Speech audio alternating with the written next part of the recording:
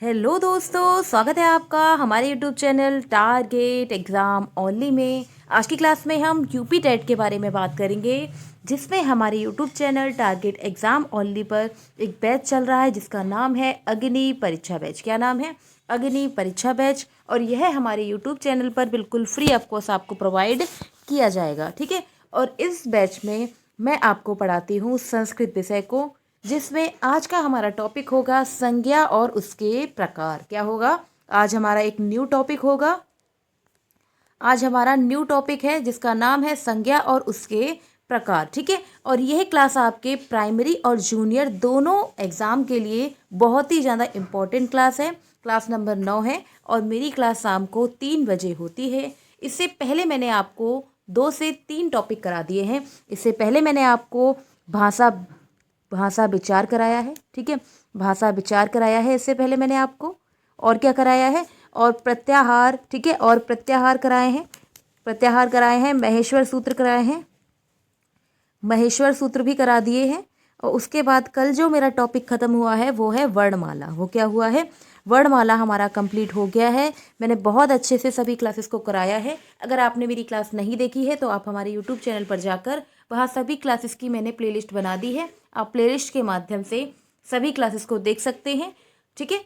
और अगर चैनल पर नए हैं तो चैनल को सब्सक्राइब जरूर कर लें और बेल आइकन को प्रेस कर लें, ठीक है। तो शुरू करते हैं अपनी क्लास, ठीक है। आज हम क्या पढ़ाएंगे? आज हम संज्ञा और उसके प्रकारों को कंप्लीट करेंगे। यहाँ से क्वेश्चन बहुत ही कम बनता है एग्जाम में आपके, लेकिन ये टॉपिक आपके सिलेबस में दिया हुआ है, इसीलिए इस टॉपिक को हम जरूर करेंगे।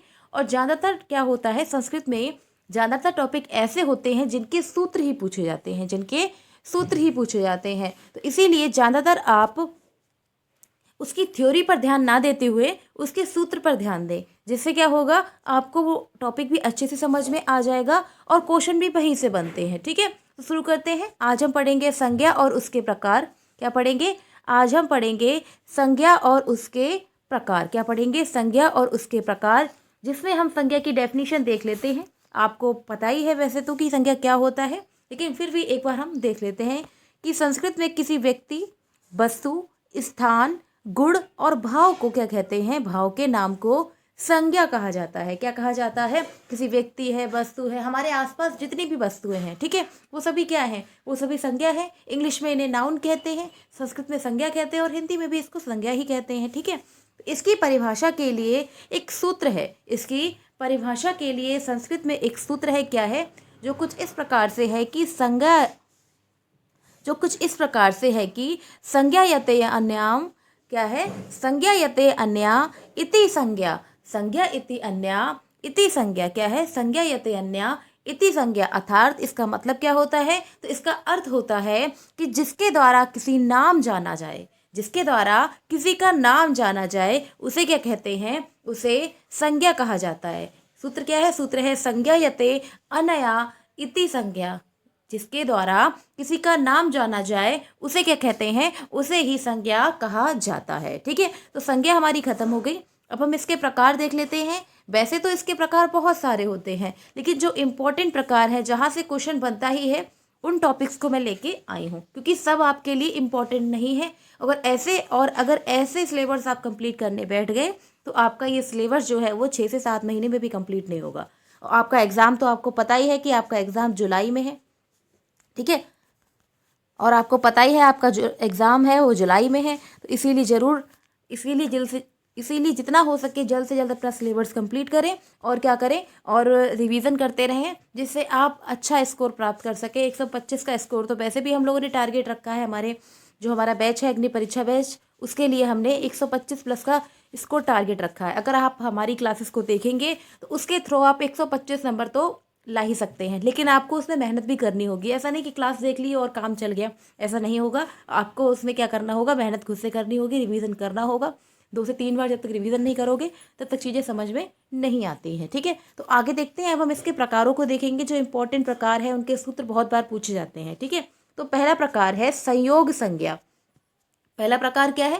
पहला प्रकार है संयोग संज्ञा, ठीक है, इसका सूत्र देख लेते हैं और इसका मतलब भी आपको पता होना चाहिए। और इन सब के जो संज्ञा के सूत्र हैं, मतलब वैसे तो हर टॉपिक में जो सूत्र होते हैं वो इंपॉर्टेंट होते हैं, क्योंकि क्वेश्चन भी वहीं से बनता है। एग्जाम में पूछ लिया जा सकता है कि संज्ञा का सूत्र क्या है, बहुत सारे सूत्र दे दी जाएंगे और सूत्र पे पूछा जाएगा कि कौन सा सूत्र है। तो इस प्रकार से आपको सूत्र तो पता ही होने चाहिए। ठीक है, तो हमारा टॉपिक क्या है? हमारा टॉपिक है संयोग संज्ञा, जिसका सूत्र है,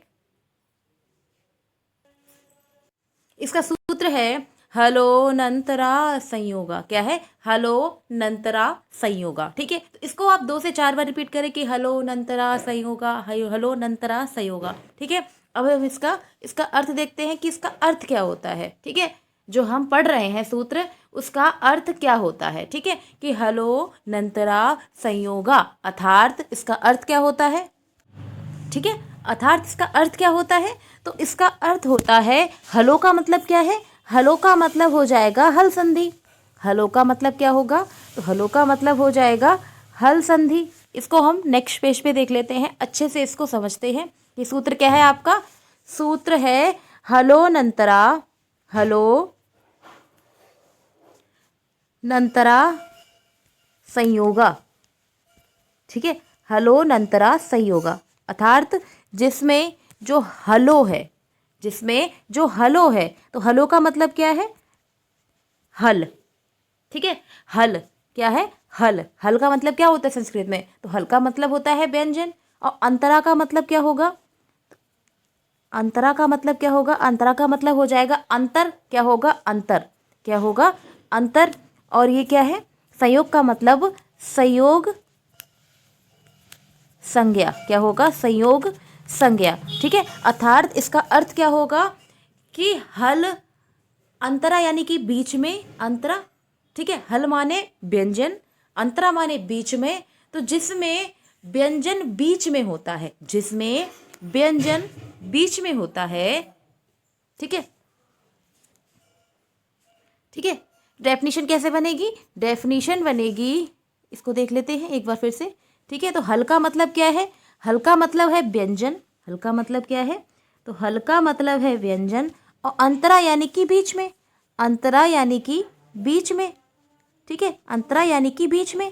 तो जब व्यंजनों के बीच में, ठीक है, या अर्थात इसका मतलब क्या होगा कि 2 या 2 से अधिक, 2 या 2 से अधिक व्यंजनों के बीच में। ठीक है, कैसी डेफिनेशन बनेगी? तो डेफिनेशन बनेगी 2 या 2 से अधिक व्यंजनों के बीच में स्वर ना हो। क्या ना हो? स्वर ना हो। स्वर ना हो। ठीक है, स्वर ना हो तो उसे क्या कहते हैं? उसे ही संयोग संज्ञा कहते हैं। उसे क्या कहते हैं? उसे ही संयोग संज्ञा कहा जाता है। ठीक है, तो इसकी डेफिनेशन को अब हम आगे देखते हैं। ये आप समझ गए होंगे कि हलो अंतरा संयोगा का अर्थ क्या है। हलो अंतरा संयोगा में हलो क्या है? हलो का अर्थ होता है हल। हल यानी कि व्यंजन। अंतरा यानी कि अंतर यानी कि बीच में। अंतरा यानी कि यहाँ पर लिख देते हैं कि बीच में। ठीक है, स्पेस कम है यहाँ पर। ठीक है, तो अंतरा का मतलब क्या होगा? अंतरा का होगा बीच में। ठीक है, अंतरा का होगा बीच में। हल का मतलब होगा व्यंजन। हल का मतलब क्या होगा?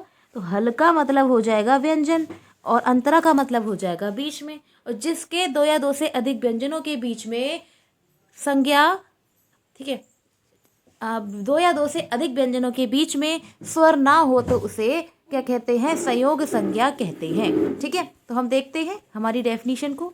ठीक है, कहाँ पर थे हम? यहाँ पर थे कि हलो अंतरा संयोगा, हमने सूत्र पढ़ लिया। अब हम इसकी डेफिनेशन को देखते हैं कि 2 या 2 से अधिक, 2 या 2 से अधिक व्यंजनों के बीच में, 2 या 2 से अधिक व्यंजनों के बीच में स्वर ना हो या नहीं हो, उन व्यंजनों को संयोग संज्ञा मानी जाती है। ठीक है, अर्थात आप समझ गए होंगे कि संयोग संज्ञा किसे कहते हैं? कि जब व्यंजनों के बीच में कोई स्वर नहीं होता है, वहां पर संयोग संज्ञा होती है। वहां पर क्या होती है? वहां पर संयोग संज्ञा होती है। ठीक है, अब इसके उदाहरण को भी देखेंगे।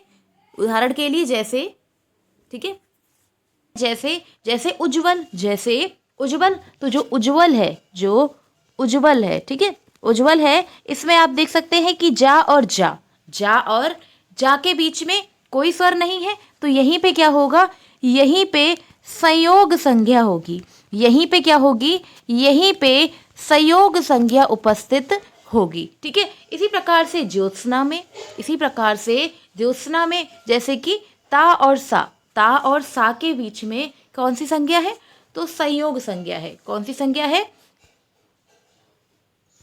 ठीक है, संयोग संज्ञा इसमें उपस्थित है। ठीक है, इसके कुछ उदाहरण देख लेते हैं।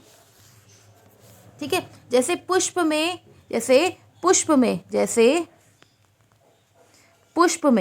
पुष्प में जब शा और पा के बीच में क्या है, संयोग है।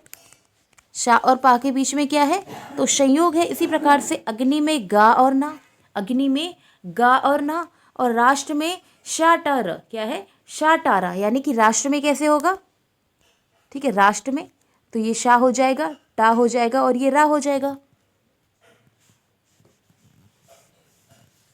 ठीक है, तो यहाँ पर कौन सी संज्ञा है, तो यहाँ पर संयोग संज्ञा उपस्थित होती है। ठीक है, आप अच्छे से समझ गए होंगे कि हलंत अंतरला, ठीक, आप अच्छे से समझ गए होंगे कि हलो अंतरा, हलो नंतरा संयोगा, अर्थात जिसका मतलब होता है कि जिन व्यंजनों के दो या दो से अधिक व्यंजनों के बीच में कोई स्वर ना हो तो उसे संयोग संज्ञा कहते हैं। ठीक है, उदाहरण के लिए आपने देख लिया, उज्जवल में जा और जा के बीच में, ज्योत्सना में ता और सा के बीच में, इसी प्रकार से शा और पा पुष्प में, ठीक है, अग्नि में गा और ना में, और राष्ट्र में शाटा रा में। ठीक है, तो ये हमारी संज्ञा खत्म हो गई सूत्र। ठीक है, तो यहाँ पर हमने संयोग संज्ञा को खत्म कर लिया है। ठीक है, इसके एक दो एग्जाम्पल और देख लेते हैं। जैसे उदाहरण के लिए अल्पना, उदाहरण के लिए क्या है, अल्पना, अल्पना में ला और पा के बीच क्या है, संयोग संज्ञा है। ला और पा के बीच में क्या है, संयोग संज्ञा उपस्थित है। इसी प्रकार से जैसे कृष्ण, जैसे कृष्ण, तो शा और ड़ा के बीच में क्या है, संयोग संज्ञा है। शा और अड़ा के बीच में क्या है, संयोग संज्ञा है। ठीक है, तो यह आपको अच्छे से समझ में आ गई होगी। अब हम नेक्स्ट देखते हैं। नेक्स्ट, ठीक है, नेक्स्ट संज्ञा क्या है, नेक्स्ट संज्ञा है संहिता संज्ञा। क्या है, संहिता संज्ञा। तो संहिता का अर्थ क्या होता है, संहिता का अर्थ होता है संधि। संहिता का अर्थ क्या होता है, तो संहिता का अर्थ होता है संधि। क्या होता है, संधि, अर्थात, ठीक है, इसका अर्थ क्या होता है, इसका अर्थ होता है संधि। अब हम इसके सूत्र को देख लेते हैं। इसका सूत्र क्या है, सभी संज्ञा में सभी जितने भी सूत्र होते हैं, ठीक है, जब भी सभी संज्ञा है उनके सूत्र आपको याद होने चाहिए। आप याद उनको जरूर कर लें क्योंकि क्वेश्चन वहीं से बनता है। ठीक है, इसका सूत्र क्या है, तो इसका सूत्र है परासन्निकर्षा संहिता स्यात्। क्या है, परासन्निकर्षा संहिता स्यात्, अर्थात इसका अर्थ क्या होता है, तो इसको हम पहले सूत्र को समझते हैं। तो इसका सूत्र क्या है, तो सूत्र, ठीक है, परा का अर्थ क्या है, तो परा का अर्थ होता है परस्पर। क्या होता है, परा का अर्थ होता है परस्पर। और सन्निकट का क्या होता है, सन्निकट का क्या होता है, जो निकट हो, जो निकट हो, अर्थात निकटवर्ती। ठीक है, निकटवर्ती, ठीक है, निकटवर्ती। और संहिता या ठीक है, संहिता का मतलब मैंने क्या बताया, तो संहिता का मतलब मैंने बताया कि संधि। संधि क्या होती है, जब दो या दो से अधिक वर्ण मिलते हैं तब क्या होता है, संधि का निर्माण होता है। किसका, तब संधि का निर्माण होता है। तो उसी को क्या कहेंगे, संहिता भी कहते हैं, उसी को संहिता भी कहा जाता है। ठीक है, उसी को क्या कहते हैं, उसी को संहिता भी कहा जाता है। तो इसका अर्थ आप समझ गए होंगे कि परा का अर्थ क्या है, परा का अर्थ होता है परस्पर, परा का अर्थ होता है परस्पर। सन्निकट का अर्थ क्या होता है, सन्निकर्ष का अर्थ होता है निकटवर्ती। और संहिता यानी कि संधि, जब दो परस्पर वर्ण, जब दो परस्पर वर्ण निकटवर्ती कैसे हो, परस्पर निकटवर्ती वर्ण का योग होता है तो क्या होता है, संहिता संज्ञा होती है। कौन सी, तब वहां पर संहिता संज्ञा होती है। ठीक है, अर्थात इसको एक बार फिर से समझ लेते हैं। ठीक है, सूत्र क्या है हमारा, सूत्र है परासन्निकर्षा संहिता स्यात्। क्या है, परासन्निकर्षा संहिता स्यात्, अर्थात इसका अर्थ होता है कि परस्पर निकटवर्ती, परस्पर निकटवर्ती जब दो वर्णों का योग होता है। परस्पर, जो परस्पर कैसे, जैसे कि आप एग्जाम्पल में जैसे कि होता है मधु, ठीक है। उदाहरण के लिए जैसे जैसे कि यहाँ पर एग्जाम्पल मैंने दिया है मधुवरी, क्या है मधुवरी, ठीक है। तो इसमें मधु में उ, मधु में उ और अरी में आ, यानी कि जो परस्पर जो पास के निकटवर्ती वर्ण होते हैं उनका जब योग होता है वहाँ पर संहिता संज्ञा होती है। कौन सी संज्ञा होती है? वहीं पर संहिता संज्ञा होती है, ठीक है। अब हम इसके एग्जाम्पल्स को देख लेते हैं, इसके उदाहरण आ और आ, ठीक है। आ और आ परस्पर मिलकर क्या करते हैं? बड़ा आ बनाते हैं। ई और ई परस्पर मिलकर बड़ी ई का निर्माण करती है। ऊ और ऊ मिलकर क्या करते हैं? बड़े ऊ का निर्माण करते हैं, ठीक है। तो इसकी डेफिनेशन, इसकी परिभाषा क्या थी? तो इसकी परिभाषा थी कि ये परस्पर दो वर्ण, डेफिनेशन क्या थी? इसकी डेफिनेशन थी कि जब परस्पर निकटवर्ती दो वर्णों का योग होता है, जैसे कि आ और आ के मिलने से क्या बना? बड़ा आ बना। छोटी ई और छोटी ई के मिलने से बड़ी ई बनी। और छोटा ऊ मिलकर क्या बना? बड़ा ऊ बना। यानी कि परस्पर दो निकटवर्ती वर्णों के योग से संहिता संज्ञा मानी जाती है। क्या बनती है? संहिता संज्ञा का निर्माण किया जाता है। उदाहरण के लिए जैसे मधुवरी, क्या है? मधुवरी। तो मधुवरी को हम संधि विच्छेद जब करते हैं तो मधु और अरी में इसका विच्छेद होता है, अर्थात इसको एक बार फिर से विच्छेदित कर लेते हैं। तो ये किस प्रकार से होगी? मध, क्या होगी? मध उ और अरी, मध उ और अरी, ठीक है। तब जब उ और आ मिलते हैं, यानी कि परस्पर निकटवर्ती जो दो वर्ड मिलते हैं, तब क्या बनता है? तब संहिता संज्ञा का निर्माण होता है, यानी कि मधुवरी। क्या होगा? मधुवरी, ठीक है। इसी प्रकार से दूसरा एग्जाम्पल देखते हैं। दूसरे एग्जाम्पल से एक बार फिर से समझते हैं। इसी प्रकार से दूसरे उदाहरण से समझते हैं, जैसे है लघु उर्मी। क्या है? लघु उर्मी। जब लघु और उर्मी मिलते हैं, कैसे करके? जब लघ, ठीक है, लघ उ, ठीक है, उर्मी, ठीक है, ऊ और ऊ, ठीक है। यहां पर ये गलत हो गया है,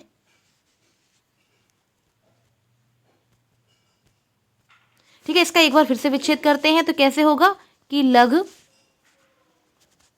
ठीक है, ऊ और उर्मी ठीक है। तो जब ऊ और ऊ मिलते हैं, जब ऊ और ऊ मिलते हैं तब क्या बनता है? लघु उर्मी का निर्माण होता है। यानी कि जब वर्णों के अत्यधिक समीपस्थ, यानी कि जब वर्ण जो होते हैं बहुत ज्यादा समीप यानी कि पास होते हैं, तो वहां पर संहिता संज्ञा होती है। वहां पर क्या होती है? वहां पर संहिता संज्ञा होती है। इसका एक और उदाहरण देख लेते हैं, जैसे रमा और ईश से मिलकर क्या बनता है? रमेश बनता है। क्या बनता है? इसके निर्माण से रमेश का निर्माण होता है। किसका निर्माण होता है? रमेश का निर्माण होता है, ठीक है। किसका निर्माण होता है? रमेश का निर्माण होता है। तो इसको हम और तोड़ते हैं, जैसे कि इसके परस्पर वर्ड कौन कौन से होंगे? तो रमा में क्या होगा? रमा में आ, ठीक है, रमा आ, और ई से ईश, ठीक है, ई फॉर, ठीक है, और ईश में क्या होगा? ईश में ई। जब आ और ई मिलते हैं, जब आ और ई यानी कि परस्पर अत्यधिक समीप जो पास के जो वर्ड है वो मिलते हैं, वहां पर क्या होती है? वहीं पर संहिता संज्ञा उपस्थित होती है। कौन सी संज्ञा होती है? यहीं पर संहिता संज्ञा होती है, ठीक है। तो आप अच्छे से समझ गए होंगे, ठीक है। आप अच्छे से संहिता संज्ञा को भी समझ गए होंगे। इसका सूत्र आप जरूर याद रखें, क्योंकि सूत्र से ही क्वेश्चन पूछे जाते हैं, ठीक है। ठीक है, क्या नाम है? संज्ञा का अगला प्रकार है पद संज्ञा। तो इसका भी सूत्र देख लेते हैं। तो इसका सूत्र क्या है? इसका सूत्र है सुप्ति अंगता पद्मा। क्या है? सुप्ति अंगता पद्मा, ठीक है। तो इसको हम एक बार यहाँ लिख लेते हैं और अच्छे से समझ लेते हैं, ठीक है। तो सूत्र है सुप्ति अंगता पद्मा। क्या है? सुक्ति अंगता पद्मा। क्या है? सुक्ति अंगता पद्मा। अर्थात ये किसके निर्माण से बनती? सुप्ति का अर्थ क्या होगा? सुप्ति का अर्थ हो जाएगा सुप। सुप्ति का अर्थ क्या होगा? सुप्ति का मतलब होगा सुप। क्या होगा? सुप। तिंग, ठीक, किस किस से मिला है? तिंग से मिलकर बना है, सुप से मिलकर बना है, तिंग से मिलकर बना है, और अंत, ठीक है, और अंत, और ठीक है, इसके और क्या होगा, और होगा, इससे मिलकर क्या बनती है, तो इससे मिलकर पद संज्ञा का निर्माण होता है। ठीक है, तो सुप का अर्थ क्या होता है, ठीक है, ये आप समझ गए होंगे कि पदम यानी कि पद संज्ञा, पदम यानी कि पदम, पदम यानी कि पद संज्ञा। ठीक है, यहाँ पे आप समझ गए हो, पदम यानी कि पद संज्ञा। तो सुप का अर्थ क्या होता है, सुप का अर्थ होता है शब्द रूप में जिसका प्रयोग किया जाता है, जिसका शब्द रूप में प्रयोग किया जाता है। सुप का मतलब होता है शुभंत, सुप का मतलब होता है शुभंत। ठीक है, शुभ का मतलब क्या होता है, शुभ का मतलब होता है शुभंत। और तिड़ का मतलब क्या होता है, तो तिंग का मतलब होता है अंत में। क्या मतलब होता है, अंत में। तो किसी वर्ण के अंत में किसको लगाया जाता है, तो किसी वर्ण के अंत में प्रत्यय का प्रयोग किया जाता है। किसका प्रयोग किया जाता है, तो किसी वर्ण के अंत में जो प्रयोग किया जाता है उसको प्रत्यय कहते हैं। उसको क्या कहते हैं, उसको कहा जाता है प्रत्यय। ठीक है, और अंत यानी कि जो अंत में प्रयोग हो, अंत यानी कि, ठीक है, सुप के सुबंत अंत। ठीक है, इसका अर्थ क्या होगा, तो इसका अर्थ हो जाएगा कि सुबंत यानी कि सुप अंत वाले, सुप अंत वाले, और तिग अंत वाले। तिग यानी कि जो बाद में लगाए जाते हैं, उन्हीं शब्दों को पद संज्ञा के नाम से जाना जाता है। किसके नाम से जाना जाता है, उन्हीं शब्दों को पद संज्ञा के नाम से जाना जाता है। ठीक है, अब हम इसके बारे में और देख लेते हैं। ठीक है, इसके बारे में और देख लेते हैं। इसकी कुछ परिभाषाएं हैं या फिर इनकी व्याख्या समझ लो। ठीक है, कुछ भी कह सकते हैं, आप इनको परिभाषा भी कह सकते हैं। ठीक है, तो यहाँ पर इनकी हम व्याख्या को देख लेते हैं, थोड़ा सा जूम कर लेते हैं और अच्छे से इनको देख लेते हैं। ठीक है, तो क्या है, सुप तथा तिंग प्रत्ययों की पद संज्ञा मानी जाती है। सूत्र क्या था, सूत्र था कि सुपति अंगा पदम, सुपति अंगा पदम, यानी कि सुप और तिंग प्रत्ययों की क्या मानी जाती है, पद संज्ञा को माना जाता है। ठीक है, आगे देखते हैं दूसरा पॉइंट क्या है। दूसरा पॉइंट है सुप प्रत्ययों की संख्या कितनी होती है। ठीक है, जो आपके लिए मैंने बताया था कि सूत्र था सुप्ति तिंगा। ठीक है, क्या था, सूत्र था सुप्ति, ठीक है, सुप्ति अंगा। ठीक है, सूत्र क्या था, सूत्र था सुप्ति अंगा। अर्थात इससे मैंने आपको बताया था कि सुप प्रत्यय और तिंग प्रत्यय, सुप प्रत्यय और तिंग प्रत्यय जब मिलते हैं तो इनके प्रकार भी देख लेते हैं। तो ये सुप प्रत्यय में कितने आती, इनकी संख्या होती है 21। इनकी संख्या क्या होती है, इनकी संख्या होती है 21। और इनका प्रयोग शब्द रूप के रूप में किया जाता है। जैसे उदाहरण के लिए आप समझ सकते हैं शब्द रूप क्या होते हैं। जैसे उदाहरण के लिए, जैसे रामा है, ठीक है, जैसे रामा है, हरि है, ठीक है, रामा है, हरि है, गुरु है। ठीक है, तो ये क्या हो गए, ये इसके शब्द रूप हो गए। यानी कि सुप प्रत्ययों की संख्या होती है 21 और इनका प्रयोग शब्द रूप में, इनका प्रयोग शब्द रूप बनाने में किया जाता है। शब्द रूप जैसे रामा है, हरि है, गुरुम है। ठीक है, तो ये क्या है, ये शब्द रूप है। अब हम तीसरा प्रकार देखते हैं। अब हम तीसरा प्रकार क्या देखते हैं, तो तीसरा इसका प्रकार क्या है, या तीसरा पॉइंट है, ठीक है, तीसरा प्रकार या तीसरी लाइन क्या है कि तिग प्रत्ययों की संख्या होती है 18। कितनी होती है, तिग प्रत्ययों की संख्या होती है 18। और इनका प्रयोग किसके लिए करते हैं, तो इनका प्रयोग धातु रूप, ठीक है, किसके लिए करते हैं, इनका प्रयोग धातु रूप। जैसे उदाहरण के लिए, जैसे है पठती, ठीक है, पठती है, जैसे पठती है, ठीक है, जैसे पठती है, लवते है, ठीक है, पठती है, लवते है। ठीक है, तो ये क्या है, ये धातु रूप है। ठीक है, तो जो तिंग प्रत्यय होते हैं इनका प्रयोग धातु रूप के लिए और सुप प्रत्ययों का प्रयोग किया जाता है शब्द रूप के लिए। क्वेश्चन एग्जाम में पूछा जा सकता है कि सुप प्रत्ययों की संख्या कितनी होती है, तो सुप प्रत्ययों की संख्या होती है 21 और तिंग प्रत्ययों की संख्या होती है 18। कितनी होती है, तिंग प्रत्ययों की संख्या होती है 18। ठीक है, तो ये अच्छे से आप समझ गए होंगे। ठीक है, बहुत बढ़िया से, बहुत अच्छे से समझ गए होंगे कि शब्द रूप के अंतर्गत कौन आते हैं। शब्द रूप के अंतर्गत आते हैं जैसे रामा है, हरिम है, गुरुम है, ठीक है। और धातु में क्या आता है, धातु में जैसे पठती है, लवते है, ठीक है। तो ये सब इसके अंतर्गत आते हैं, ठीक है। अब हम नेक्स्ट प्रकार देखते हैं। तो नेक्स्ट प्रकार क्या है, नेक्स्ट प्रकार है टी संज्ञा, और ये आपकी मोस्ट इंपॉर्टेंट है। क्या है, ये संज्ञा आपकी मोस्ट इंपॉर्टेंट संज्ञा है, मोस्ट इंपॉर्टेंट संज्ञा है। तो टी संज्ञा किसे कहते हैं, ये आपको बहुत ज़्यादा अच्छे से पता होना चाहिए। तो टी संज्ञा का सूत्र होता है अचो अंत्यादि टी। क्या है, अचो अंत, क्या है, इसका सूत्र होता है कि अचो अंत्य आदि टी, अचो अंत्य आदि टी। अर्थात इसको हम तोड़ेंगे तो कैसे बनेगा, ये कुछ इस प्रकार से इसका निर्माण होगा कि अचो, ठीक है, अचो अंत्याटी, अचो, ठीक है। अचो मतलब अच प्रत्यय, अचो का मतलब क्या हो जाएगा, अच स्वर, ठीक है। अचो का मतलब क्या होगा, अचो का मतलब हो जाएगा अच प्रत्याहार। अचो का मतलब क्या होगा, अचो का मतलब हो जाएगा अच प्रत्याहार। और अंत्य, ठीक है, और अंत्य, अंत्य का मतलब क्या होगा, जो अंत में आते हैं, जो अंत में आते हैं, ठीक है, जो अंत में आते हैं। और आदि यानी कि जो पहले आते हैं, आदि यानी कि जो पहले आते हैं, ठीक है। तो अच क्या होता है, अच का मतलब होता है सभी स्वर। मैंने आपको बताए थे जो अच प्रत्याहार पढ़ाया था जब मैंने आपको, कि जो अच प्रत्याहार होता है उसके अंतर्गत कौन कौन से वर्ण आते हैं, तो उसके अंतर्गत सभी स्वर आते हैं, ठीक है। क्या आते हैं, उसके अंतर्गत सभी स्वर आते हैं, और स्वर की संख्या होती है 9। कितनी होती है, तो स्वर की संख्या होती है 9।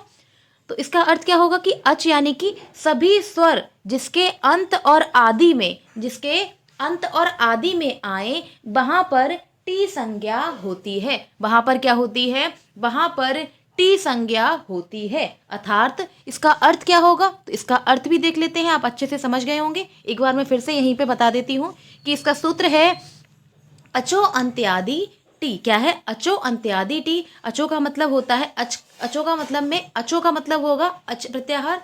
अच प्रत्याहार के अंतर्गत सभी स्वर आते हैं जिनकी संख्या होती है 9। जिनकी संख्या क्या होती है, जिनकी संख्या होती है 9, ठीक है। और अंत्य का मतलब होगा जो अंत में आए, और आदि का मतलब होगा जो पहले आए। आदि का मतलब क्या होगा, आदि का मतलब होगा जो पहले आए। तो यहीं पर क्या होगी, यहीं पर टी संज्ञा होती है, यहीं पर टी संज्ञा होती है। और इसकी डेफिनेशन आपको पता होनी चाहिए। तो इसका अर्थ क्या होगा, ठीक है, इसका सूत्र का अर्थ आपको पता होना चाहिए। तो इसका अर्थ क्या होगा कि अचो के मध्य में, अचो के मध्य में या फिर बीच में जो अंतिम अच आता है, इसकी हम लिख देते हैं डेफिनेशन, ठीक है। इसका हम अर्थ हो जाएगा कि अचो के मध्य में जो अंतिम अच होता है, यानी कि जो अंतिम स्वर होता है, वह आदि में हो, जिसके वर्ण समुदाय की टी संज्ञा होती है, ठीक है। तो आप समझ गए होंगे।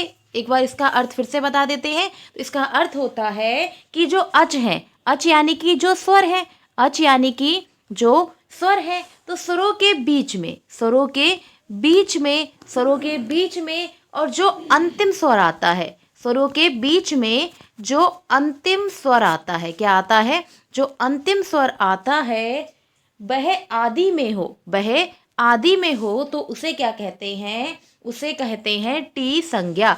उसे क्या कहते हैं, तो उसे ही टी संज्ञा कहा जाता है। उदाहरण के लिए अब हम उदाहरण के माध्यम से भी इसको अच्छे से समझते हैं।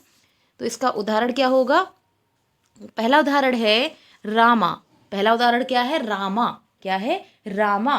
तो रामा का निर्माण कैसे हुआ है, जब रम और अ, रम और आ, ठीक है, रम और आ मिले हैं, तब क्या होता है, टी संज्ञा इसके अंतर्गत होती है और रामा का निर्माण होता है। जैसे उदाहरण के लिए जैसे रामा है, ठीक है, जैसे रामा है, तो इसको हमने तोड़ा राम और आ में, ठीक है। तो इसके बीच में क्या है, आ की मात्रा है, यानी कि बीच में भी इसमें स्वर है, ठीक है। आ की मात्रा है यानी कि इसके बीच में भी स्वर है, इसके बीच में भी स्वर है, और अंत में भी स्वर है, और अंत में भी स्वर है, और अंत में भी स्वर है। तो इसी की क्या होती है, इसी की हो जाती है टी संज्ञा। यानी कि किसी भी नाम के, जैसे कि राम है, श्याम है, राधा है, मानस है, तो ये सभी क्या है, कोई भी नाम हो तो उनकी कौन सी संज्ञा होती है, उन्हीं की टी संज्ञा होती है। उनकी क्या होती है, उनकी टी संज्ञा होती है। जैसे राधा, क्या है, राधाम, यानी कि राध और आ, राध और आ मिले, तो यहाँ पर कौन सी संज्ञा होगी,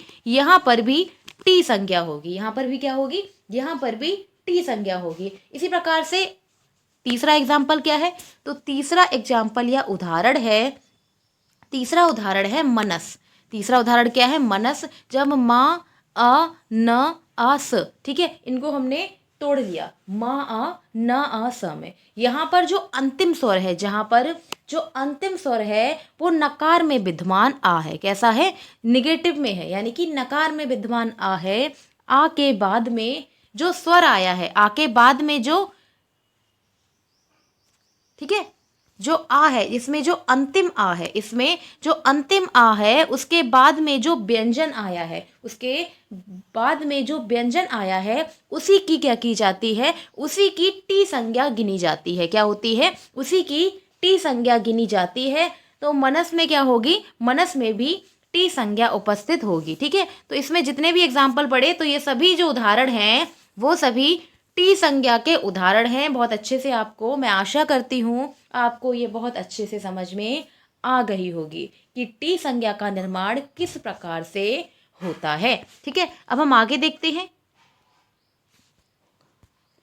ठीक है, हमने उदाहरण पढ़ लिए हैं, हमने उदाहरण को पढ़ लिया है। अब हम इसकी परिभाषा को भी एक बार देख लेते हैं। तो इसकी परिभाषा क्या है, यदि किसी पद के अंत में, यदि किसी पद के अंत में स्वर हो तो उस स्वर की क्या हो जाती है, उस स्वर की टी संज्ञा हो जाती है। यदि स्वर के अंत में व्यंजन हो तो उस स्वर और व्यंजन दोनों की क्या होती है, टी संज्ञा हो जाती है। जैसे हमने उदाहरण बताया, उदाहरण नंबर 3, उदाहरण नंबर 3 जो पढ़ाया मैंने आपको, कि जब स्वर के बाद में, जब स्वर के बाद में व्यंजन आ जाए तो दोनों की, यानी कि स्वर की भी और व्यंजन की, दोनों की क्या हो जाती है, दोनों की टी संज्ञा हो जाती है। ठीक है, तो यहाँ पर हमारी टी संज्ञा भी खत्म हो गई है। ये भी इंपॉर्टेंट है, इन सबके सूत्र आपको पता होने चाहिए और टी संज्ञा को आपको पूर्ण रूप से पता होना चाहिए, क्योंकि टी संज्ञा बहुत बार पूछी गई है और ये आपकी इंपॉर्टेंट संज्ञा है। ठीक है,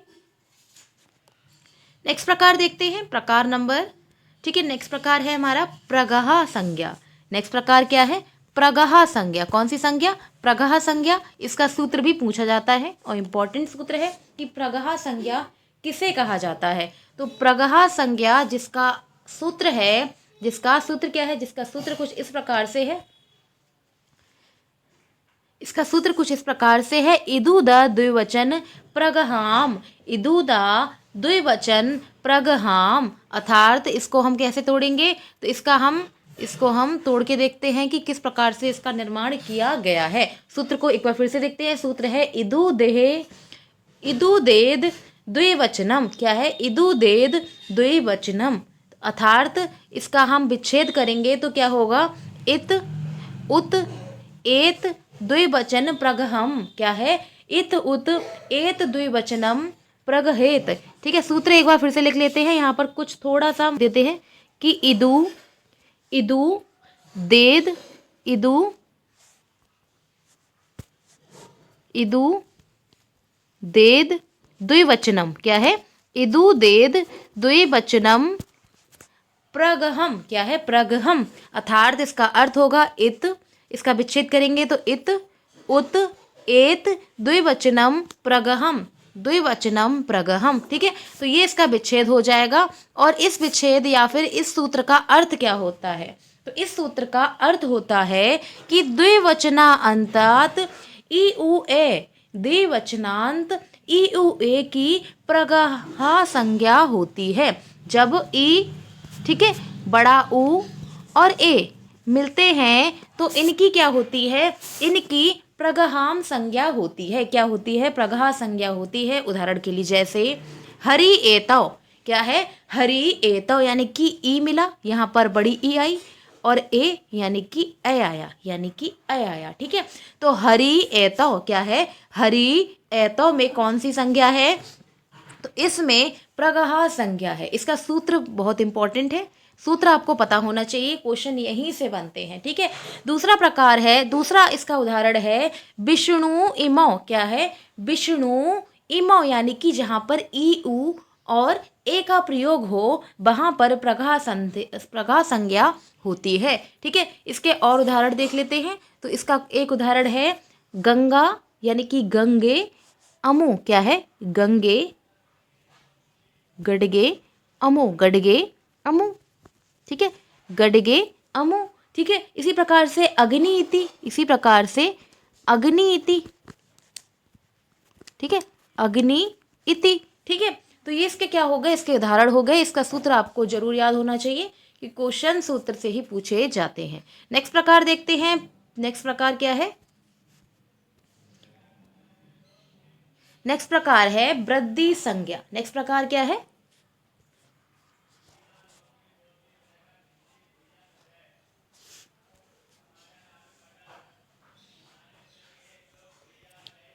ठीक है। तो प्रघा संज्ञा आपको समझ में आ गई होगी। नेक्स्ट प्रकार देखते हैं। तो नेक्स्ट प्रकार है वृद्धि संज्ञा। अगला प्रकार क्या है, अगला प्रकार है वृद्धि संज्ञा, जिसका सूत्र होता है वृद्धिरा द्वैच। क्या है, वृद्धिरा द्वैच। तो इसका विच्छेद करते हैं। तो इसका विच्छेद क्या होगा, वृद्धि से वृद्धि हो जाएगा, वृद्धि से क्या होगा, वृद्धि हो जाएगा, ठीक है।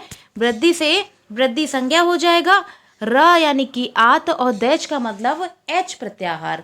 एच प्रत्याहार के अंतर्गत क्या आते हैं, तो एच प्रत्याहार के अंतर्गत आते हैं ए और ओ।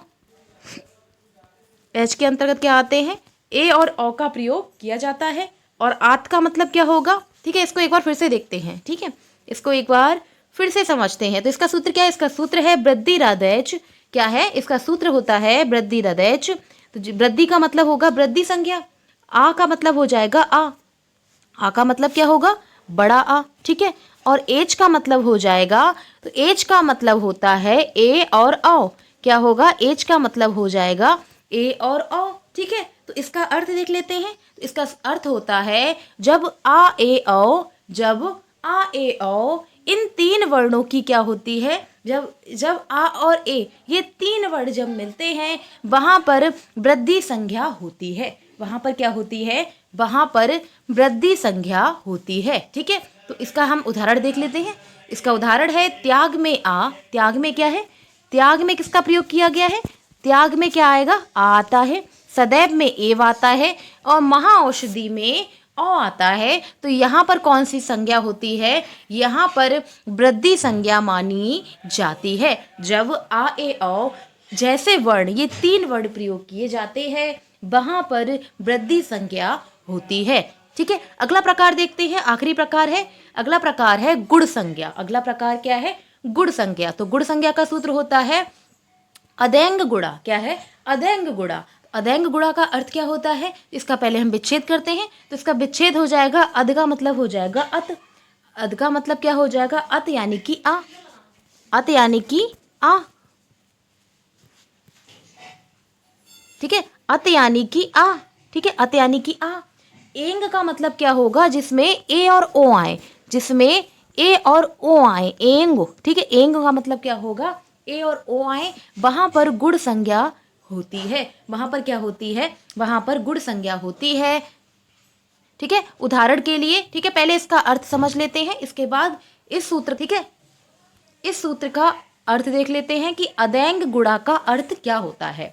तो जब आ ए ओ, आ ए ओ ये तीन वर्ड जब मिलते हैं वहां पर गुण संज्ञा होती है। जैसे रमेश में ए आता है, सूर्योदय में ओ आएगा और महर्षि में अर आएगा, ठीक है। जैसे हम गुण संज्ञा को पढ़ते हैं, गुण संधि को पढ़ते हैं, उसी से रिलेट करके, उसी से जोड़ कर ही हम गुण संज्ञा को पढ़ें, उसी से जोड़ कर हम अगर गुण संज्ञा को पढ़ें तो हमें ये अच्छे से समझ में आएगी। तो इसका उदाहरण है रमेश में ए, ठीक है, इसका उदाहरण है रमेश में ए, सूर्योदय में ओ और महर्षि में आ और र आते हैं। वहां पर क्या होता है, वहां पर ही गुण संज्ञा होती है। क्या होती है, वहां पर गुण संज्ञा होती है, ठीक है। तो आज की क्लास को हम यहीं पे खत्म करते हैं। आज की क्लास में हमने यूपी टेट की आज की हमारी क्लास, ठीक है, आज की क्लास को हम यहीं पे खत्म करते हैं। आज की क्लास में हमने यूपी टेट में जो हमारा अग्नि परीक्षा बैच चल रहा है,